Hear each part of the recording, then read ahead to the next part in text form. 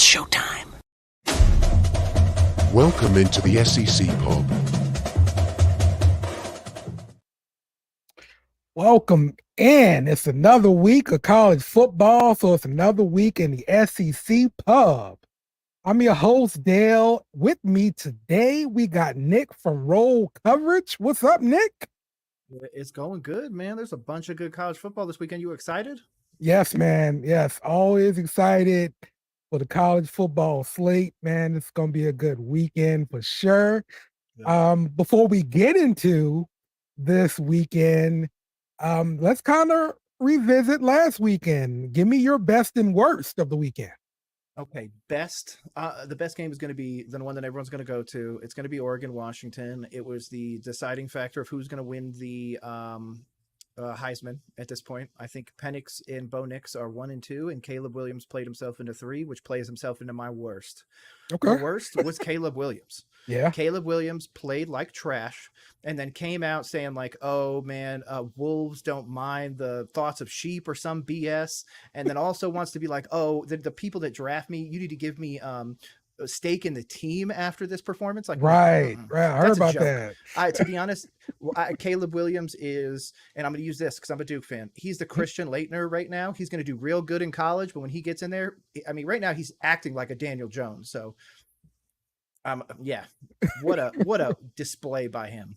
Yeah, he 199 yards, 1 touchdown, 3 interceptions versus Notre Dame. So, if that's the case, dude, my Duke team might be able to beat him because we had Notre Dame down by 7. Like y'all lost by what, 28? Yeah.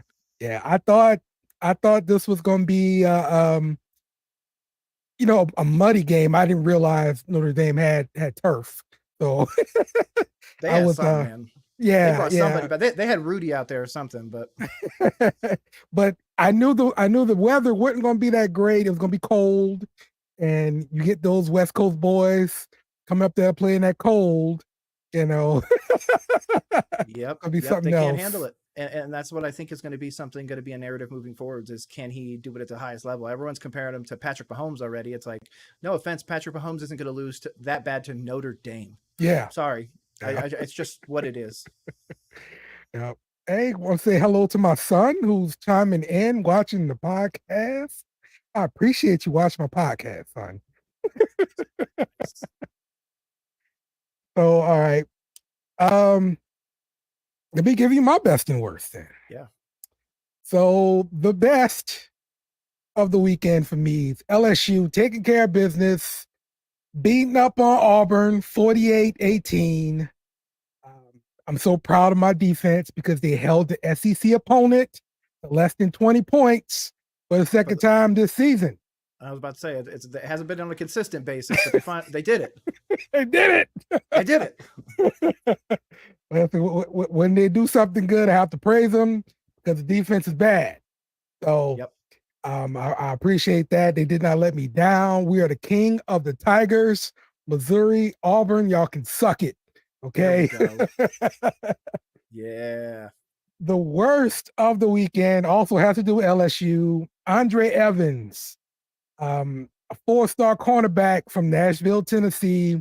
He was committed to LSU since about June or so, but he took a visit to Athens, Georgia, and now he's committed to the Bulldogs. Boy, that's a tough one. Not only do you lose a commit, but they flip to an SEC rival, and that's Correct. the worst. And not only a rival, it's freaking Georgia. Like if he flips to Ole Miss or somebody, it hurts, but it's still one of those, lower tier teams in the SEC. It tells you that for these recruits, though, this year mattered. This year and how they've been getting going is going to lose them some recruits. So it's going to be next year. How does LSU go and get some more of those recruits? Because if he ends up being a 4-star over at Georgia, they probably got a few 5-stars. So he might be sitting on the bench. He might NIL his butt up out of there. So it could be nothing right now. But yeah, you're right. Losing it to a in-conference opponent is pretty much like the worst case scenario. Yeah, we lost our tight end Eric Gilbert to Georgia. This was after we started a year after the COVID year, right? Okay. So he transfers over to Georgia. and then he does not play.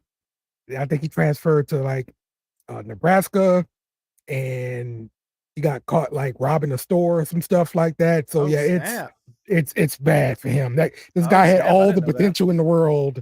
He had the world given to him at LSU. He gave it all up. So wow. It's just like the Chandler Jones situation in the NFL now. Like he's kind of playing himself out of the NFL. You see these guys like their off the field stuff is going to affect everything else moving forwards. Yeah, I kind of wonder though if it's more to do with that story, because I heard some stuff like I've heard it's between his ears. Well, yeah. I mean, that's what I heard from the Raiders side. But then I heard from his side, like, somebody molested his niece or something like that. Oh, snap. Right. That's what I'm saying. Like, that's a sticky kind of situation that I'm not really sure about. So he could be crazy. I don't know. Wow, I didn't know that. Yeah. So, all right, well, let's get into this week, man. Week 8 in college football. So the first game that we've got up today is Florida State at Duke. Oh no. So I'm sorry, this is Duke at Florida State. I'm sorry about that. Yeah, this Duke at Florida State. Florida State is a 14.5 point favorite. The total for this game is 49.5. Duke has never beaten Florida State. They are 0-21 all time against Florida State. We're basketball school, man. True. I mean, we're basketball school. Florida State has won 12 consecutive games dating back to last year. So this should be a good matchup because both of the teams are undefeated in the ACC. These are two of the best here. The main question for Duke will be if the starting quarterback, Riley Leonard, can suit up because he had a ankle injury a few weeks ago versus Notre Dame. Have you heard anything about him actually playing? Not from what I've seen. Let me look it up right now just in case.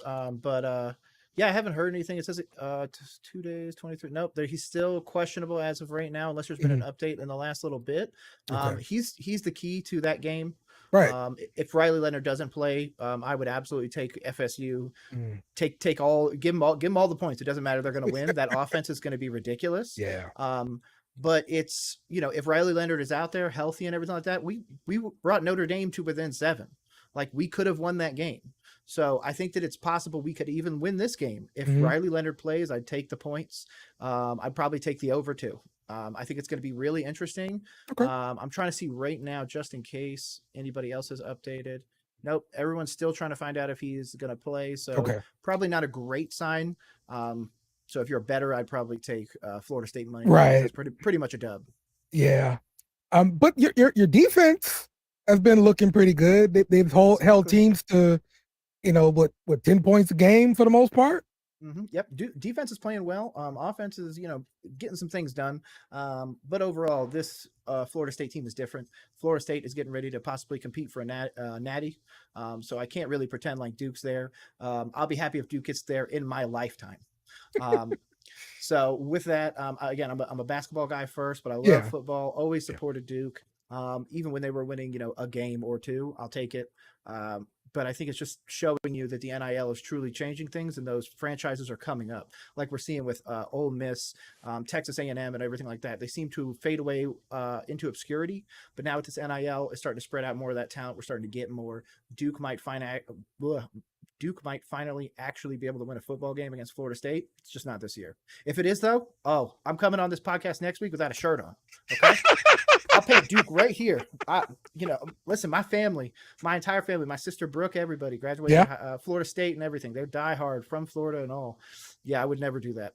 In fact, I think that when shout out my mom actually said when Deion Sanders went to Colorado, she got all mad and she's like, I can't believe he would do that to Florida State. And I was like, Florida State didn't hire him. Right. So no offense. I hope he goes to Florida and shoves it up y'all one day. But hey, right now, Florida State's at the height of their powers. As long as their quarterback is healthy, this is an easy dub. If Leonard plays and for some reason their quarterback isn't able to finish the game, we have a chance. But I wouldn't bet a single penny on Duke unless it's plus 21.5 or something crazy. So yeah, man, I'm kind of looking at this total because both of your defenses have been pretty good. Yep. Let's see, like Florida State, they were like top 20 in points allowed, and red zone scoring percentage as well. So I don't know. The only game that they kind of struggled was in against BC, where they gave up almost 100 yards to their quarterback. Yep. But I think it's going to be an interesting one, but the problem is going to be the offensive firepower. Florida State can throw up 30 points in no time. It's going to be, can Duke get there? I think this game could end 50-0 in Florida State's favor and just creak over that. So it could go both ways. Again, it's going to really depend on as well the conditions and everything like that. But from what it looks like, it's going to be a pretty decent game. And again, it's going to be Duke quarterback playing or not. And if it is, Florida State all the way. Yeah. Well, I'll tell you, from Florida State, I really like that receiver, Keon Coleman. Oh, dude. Big dude. This is another one that hurt because he's from Louisiana. Unless you offered him out the portal to come, he took the offer from FSU. Maybe it was more money. We lose a lot of those portal battles, man. Yeah. For LSU. So we are not funded like that, like we should be. I don't disagree with that, but that's going to change here soon. I'm telling you, LSU is going to take a slump year this year, a little bit next year, but then the following year, LSU is going to be back on top watch. Well, it's NIL money, right? And so with LSU, Louisiana itself isn't a rich state. So the problem ends up being you're shaking the same alumni for money, and every time you want to do something, and eventually, you're gonna stop giving money, because I already gave $2 million. I can't buy another kid, I agree with that, but I think that's just the point now where we need to figure out that, is Brian Kelly really the coach of the future? Because that's what I think it is. I think it's at the point now where it's like my Panthers in the NFL. I don't want to give my GM more assets because he's shown that he doesn't know what to do with them. So I think if you guys, the one that I wish you guys would have gotten was Lincoln Riley, brought him down to LSU. I mean, especially with what Burrow did with that roster, years ago. I mean, if you were to put another one of those rosters together, LSU would be unstoppable with a great offensive coach. I just think that this is the weird time of like, are we committing long-term to Brian Kelly by investing all of this stuff in the school and all this other stuff? Or are we looking towards maybe saving that money, buying him out and getting a better coach in there, and then seeing what he can do? I think it could be some interesting ones. There's some talk of some professional coaches going to college. One that I saw floated, and if it happens, I think it would be absolutely bonkers, is that Bill Belichick decides, man, I'm just going to go play a few years. I'm going to go coach a few years in college football after the Patriots fire me. So let's go see what happens. And I guarantee kids would flood to that, man. Flood. That's a hell of a rumor there, Nick. Listen, that would be, there's some crazy ideas out there. That's one of the craziest. But man, would it be cool. Yeah, for real. All right, so if I'm picking this game here, I'm probably going to lean toward the FSU side. I hate giving up almost 15 points though. Yep. But with the uncertain quarterback situation at Duke, I'm going to roll with him. And again, I like Keon Coleman. I really hope to see him on my Saints team in the future too. So my Panthers team, I'll take him. He looks great. Yep. All right, the next game, we've got Tennessee going to Alabama. Alabama's 8.5-point favorite.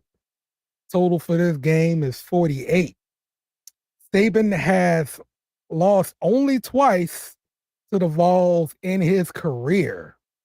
And the way I'm seeing this game, I think it's a critical game for both teams because they're trying to secure their division. And this is, you got to win this game to stay on top of your division there. So on the Tennessee side, Milton, he ranks last among SEC quarterbacks in completions that gain 20 plus yards or more. We talked about Milton a few weeks ago. Yes, we and we did. talked about his inconsistencies with the long ball.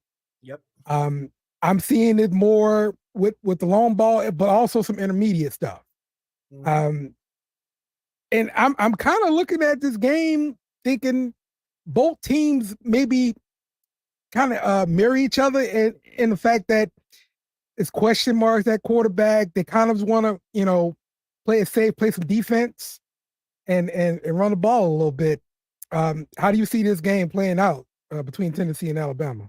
So it's funny you actually say that they compare because I'm literally looking at the stats right now on ESPN and everything for this game. Okay. Yards passing for each team 212.5 on average to Alabama's 219.4. Yeah. So they're literally separated by 7 yards. Right. Rushing is the big one. Alabama gets about 148, whereas Tennessee gets 231.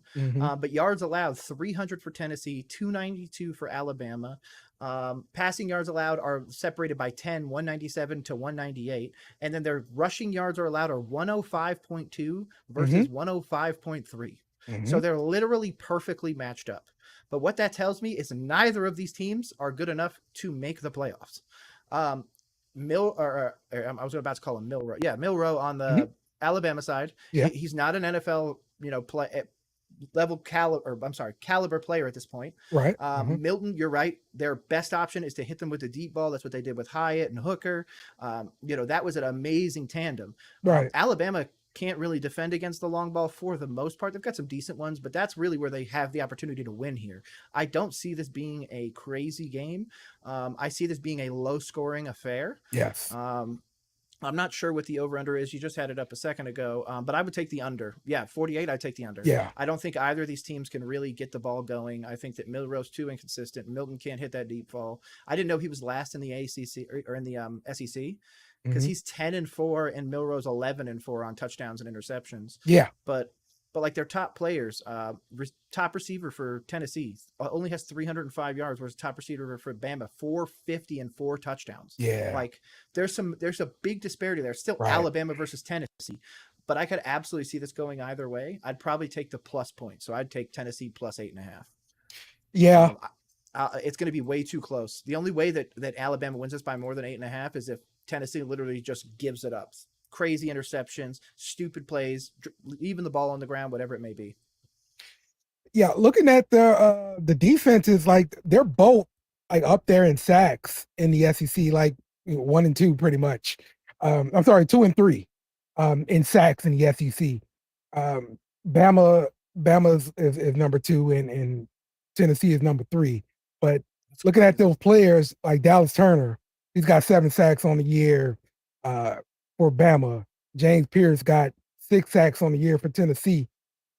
I really see this being a defensive struggle. There's not going to be a lot of points there. And when there is offensive production, I believe it's going to come in the running game. I agree. And not the passing game. So I agree. I think that they're both kind of anemic when in the passing game, even though they have half decent passing numbers. They haven't been playing the craziest of opponents, so I can't be like, oh man, Alabama's really out here crushing Oregon and stuff like that. It's like, no, bro, they're beating like mid-level teams for the most part. I mean, they barely escaped USF. Yeah. So the idea that all of a sudden Alabama is unbeatable when they beat 17-3 is just crazy. So yeah, I think this is. We're starting to see the decline of Nick Saban. Yeah. And I think Milrow was the start of that. So that kind of brings another point up about this game because look, Alabama's been Big Brother for a long time, and Tennessee they need to get a win. Over Alabama. This is not really a rivalry, even though they want to call it a rivalry. It's for sure not. Tennessee hasn't been relevant since Manning was there. Right. So, I mean, don't get me wrong. I loved Hooker and Hyatt there as well. They just weren't there long enough for me to put cachet into it. And yeah, I don't understand it, but I do agree that the NIL and everything is the reason for this. And Alabama's time at number 1 was that way, Georgia that way, Ohio State, Penn State, all those ones that were getting all these recruits was because they had the cachet and everything like that. And they were just big schools. They were always winning. Now that NIL spreads it all out, it's like, dude, there's probably going to be a time where Alabama is like a 4-loss team on a regular basis. Ooh. Like I'm not saying this year. I'm not saying next year, but it's coming. Just like everybody says, like the Packers and everything in the NFL. Eventually, your time will come to suck. Yeah. It's you've had it. You've been up there for so long that it's somebody else's time, and that might be Deion Sanders or Lincoln Riley's or somebody else's time, but it's somebody else's time. Yeah. I hope so, because I'm so tired of Bama. For real. I am too, but at the same vein, Ohio State's doing so well, and I'm not an Ohio State fan at all. Mm-hmm. I've actually physically, I'm going to knock on wood here. I've never stepped foot in the state of Ohio and have literally flown around the state because I didn't even want to be in their airspace. That's how much I didn't like Ohio State. You can ask my wife. My wife said if she got a full ride to Ohio State University, would I go? And I'd be like, I'd meet you at the border. Wave as you went by. Like, nah. You sound like a Michigan fan or something, man. I'm not even a Michigan fan. I'm not. Listen, I support Michigan over Michigan State, but nah, I just don't. I've always hated that franchise. I don't know why. It's probably mostly Urban Meyer. I'm slowly starting to come around with Ryan Day and all that, but I think honestly the best team in college football right now is Ohio State. I don't think it's even close. I don't even think Georgia can really hang with Ohio State at this point. Oh, okay. So I think it's Ohio State's this year to lose because the way that USC played, God forbid you get a game in Ohio or anything like that, or in any cold atmosphere, like they're done. Like, it's finally time. Alabama's the first domino to fall. And I think we're going to see a lot more of them. Okay.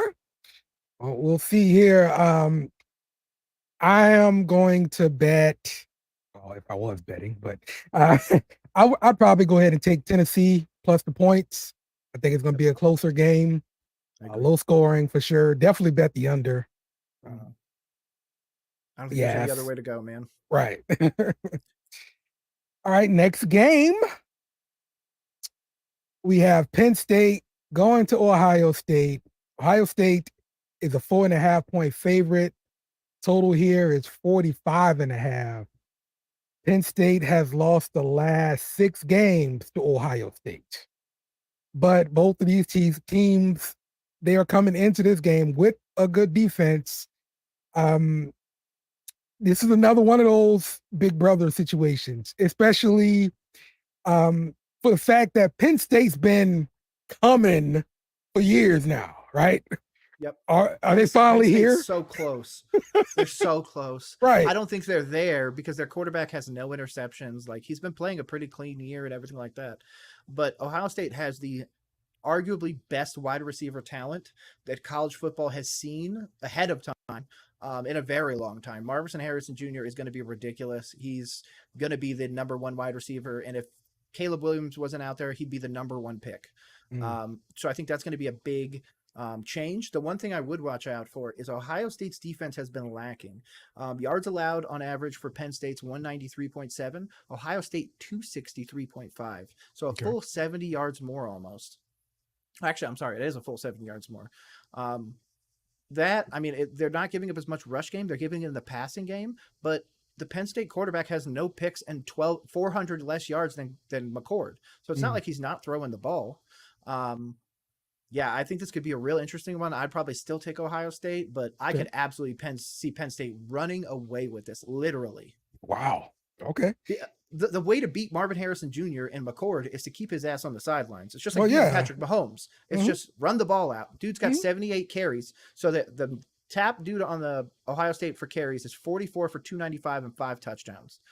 Kyle Allen for Penn State is 78 for 375 and 3 touchdowns. Okay. So he's got almost double the carries already. So I think that's going to play into it. Again, it's going to have to be a running bonanza, but Ohio State's going to have to throw it like crazy. So it's going to be, how can Penn State's secondary deal? How can Ohio State's run defense stop it? So I do remember Ohio State having some problems versus Notre Dame's defense. Correct. That's not the norm for Ohio State. Having trouble on offense. Like, there's never any trouble on offense. But the difference is the reason why Penn State is as high as they are is they beat Mass 63-0. They beat Northwestern 41-13, Iowa 31-0, Illinois 30-13, and then they played Delaware and beat them 63-7. So it's not like they've been playing some crazy things. So all of this Penn State offense and everything that looks great could also be smoke and mirrors. Whereas Ohio State has played Illinois, I understand that that's not the greatest, but Maryland, Notre Dame, Purdue, 3 solid teams that we always put up there. Mhm. Like, I don't know, the quality opponent on the Penn State side, Yeah. I mean, is nobody, to be honest. Yeah. There's literally nobody that they've played that could fight them. So this is the Mhm. first real test for Penn State. If Penn State can come in here and win, Penn State can actually contend for a title. Like I said, whoever could beat Ohio State is the ones that can contend. And if nobody can beat them, they're going to run away with it. Because I think Georgia's even having an issue this year. Yeah, for sure. So with the defense coordinator for Penn State, I want to say it's Manny Diaz. Yeah. Yes. So this is a guy as I've heard his name a million years in a row. It's probably like his millionth stop at a different team, but his defenses always have like that cachet of, you know, this is a top defense in the nation. And when I see that that Ohio State's offense struggled against Notre Dame, I mean, that does kind of led me to believe they will struggle against Penn State. Now, I understand that Penn State hadn't played that kind of talent yet, but this is their first opportunity to. Correct. So yeah, it could also be showing the smoke and mirrors effect on Ohio State. Can Ohio State really hang? Is Marvin Harrison really truly that guy? I think he is. I'd trade my entire franchise for him. Well, yeah, I could see it going either way. It's like I said, it's going to be that defense of Penn State, and what is Ohio State going to be able to stop? Because if Katron Allen from Penn State, if he ends up running all over everybody, it's not going to matter. Like, dude ends up with 150 rush yards, Ohio State's going to lose. So it's defense against defense. Who's going to show up? Kind of like your LSU game. Yeah. I feel you. I do see Ohio State's running back TreVeyon Henderson. He's questionable to play in this game. Running games always go hand in hand with defense for me. Like you said, to keep the quarterback on the sideline. And so him not playing could be, a big part of this game. But we'll see for sure. But still, Ohio State is leading the Big Ten in passing yards. Even though this is a down year, they're still leading them in passing yards. So, which is crazy. It's crazy. It's so interesting to see how so many franchises, or I'm gonna call them franchises in this thing, schools, stay the same. Like Ohio State's always been pretty pass heavy. Obviously, they had Ezekiel Elliott. They've had dudes that are great running backs, but they've always put out like some solid wide receivers. So I think that's kind of the thing. And then again, on the Penn State side, who do we have as a running back from Penn State? Who's the big NFL running back from Penn State in the NFL? Like that's their thing, defense and running. So Ohio State needs to show up, because if they don't, again, that's you're just giving Georgia the opportunity and showing them blood in the water. Because right now Georgia's their definitive favorite until USC lost, of course. But it's just such a weird thing. Like Alabama was so good at running, and now all of a sudden they suck at running. How is Ohio State and Penn State able to keep that going and everything? It's such an interesting thing. That DC, like you said, that's gonna play a major role in this. Yeah, for sure, man. If they don't do it this year, like when will they do it? Because this is the down year for Ohio State. So at what point are you going to do it? Like you got to do it now, bro. You're right. Yeah, now is the time. Blood's in the water for a lot of these big teams. Somebody needs to bite them. Yep. So all right, if I'm picking this game, I'm going Ohio State. I don't trust Penn State, just like you said. Just the history of it, and it's what they do, man. They come in with all the hype. We're doing good, and then we play Ohio State, we play Michigan, and we go back to being irrelevant. That's what I see happening again. So.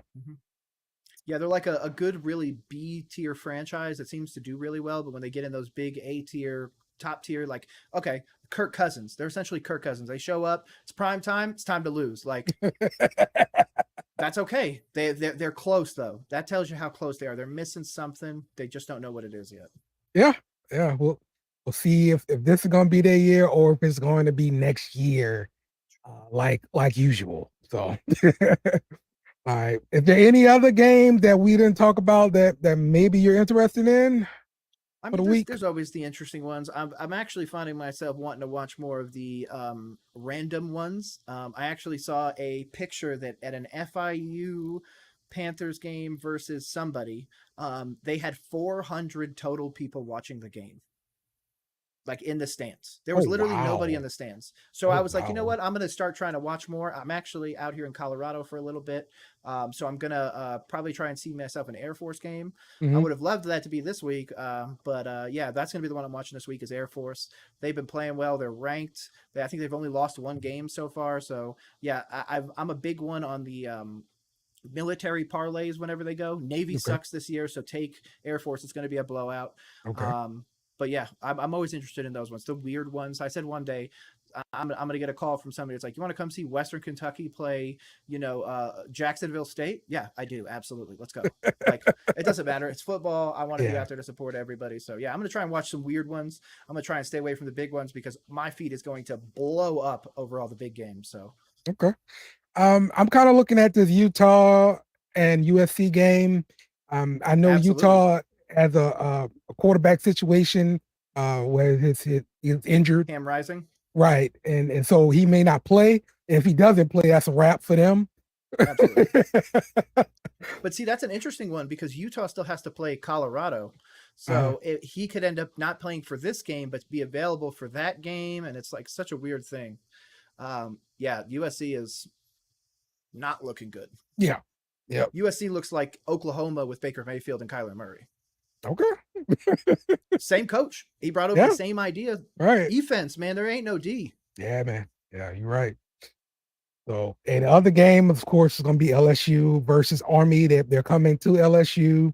I saw LSU is painting the end zones, like camouflage, that kind of thing. So this is probably going to be the only opponent to come into Tiger Stadium and will actually get cheered coming into Tiger Stadium. So, hey, if you're taking the parlay, then take Air Force, take LSU, because Army ain't winning that game. No. And if you guys lose to Army, I swear I'm getting on here next week and I'm going. We're roasting. I'll bring marshmallows and everything. We're done. It's gonna be some major problems if we lose to Army. So hey man, my dude can lose to Florida State. You guys can't lose to Army. Yeah. All right. Well, that's gonna wrap it up here for us in the SEC Pub.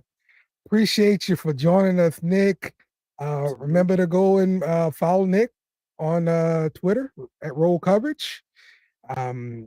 He'll be talking all things sports, and we're going to be seeing some shows here from him soon. So hell yeah, man! I just put out one about my tinfoil hat theory of T. Higgins and DeMar Hamlin.